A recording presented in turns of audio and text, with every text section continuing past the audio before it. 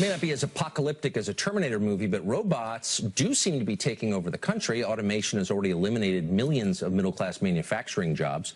Fast food restaurants are experimenting with burger-making robots. Soon, self-driving cars could remove the livelihood for millions of American truck, taxi, and delivery drivers. What will the future look like when machines have made human workers obsolete? Former Dirty Jobs host Mike Rowe has thought about this quite a bit, and he joins us tonight on set. Hey, Mike. I don't know what you're talking about. So is this an, I mean, it feels like an ominous development, is it?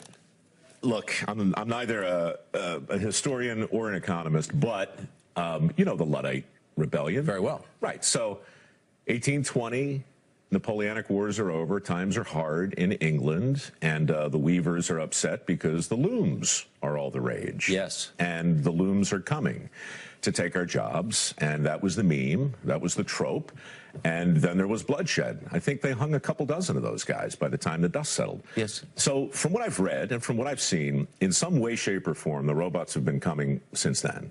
You know, from the cotton gin to our own industry. You know, we've talked about the displacement theory and the way that you know, that TV was going to destroy newspapers, and that cinema was going to end television, and how the internet was going to end cinema.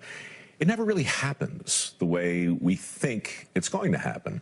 So I guess because of the show I used to do, and because I'm running this foundation that's sort of work-centered, people ask me all the time if the robots are, not if they're coming, but when, and how bad is it going to be? Yeah, how bad is it going to be? Well, I don't know, but historically it's not going to be anywhere near as bad as we think. That's actually heartening. I'm an optimist. As a prediction. So one of the things that technology has unleashed is the internet and the ability for people anonymously to make claims that are untrue. Yeah. And among the many claims that are untrue on the internet is the male enhancement company that apparently stole your identity. Really? Yeah, really. I mean, not that I would know, not that they emailed me or anything, but you were a false version, and ersatz Mike Rowe was selling male enhancement products on the internet. With great success, apparently. There was a very, very detailed advertisement, along with a really detailed interview that never took place with me. Okay, about my, as my father put it, my problems in the boudoir. This was brought to my attention through an email that my dad sent me, which he, you know, he's like the town crier. He reads everything about me to my mother. He saw the ad and read the interview. And in the interview, I said that this new product that I had found made big changes. Big, bold changes for me. Transformed my life. Now, this, it's got my face, my name, and like 300 or 400 words in quotes from me, ostensibly, explaining how life was sad and disappointing until I got my hands on whatever this stuff was, Testomax, ate it, and then stand back. I don't know how big this thing gets, right? It was bananas.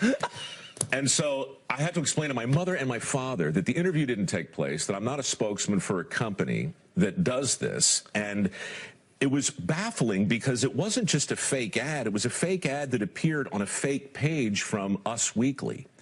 And it also appeared in a fake page from Sports Illustrated and Playboy. So what these companies do, you talk about fake news all the time. Obviously, it is what it is, but fake advertising has always led to charge. And so I went on the Facebooks and I wrote about the egregious claims and the humility of having to talk to your parents about the fact that you never needed the product in the first place. But was there any recourse? Did you get the ads taken down? The next day, I mean, no, there's nothing you can do because they constantly change the algorithm behind it. Right. So it's this shape-shifting thing. But I got a call from the Better Business Bureau the next morning saying, look, this is very brave of you to come out and talk about this. I'm not brave, I'm just annoyed. And they're like, well, we should talk about really getting behind this because dozens of celebrities, yes, Dad, I'm a celebrity, their names and likenesses have been co-opted to sell products that make you more all that. They've been selling Testomax, too. There's a fine line between annoyed and brave. There really is. You know, I mean, it's incredibly blurry these days.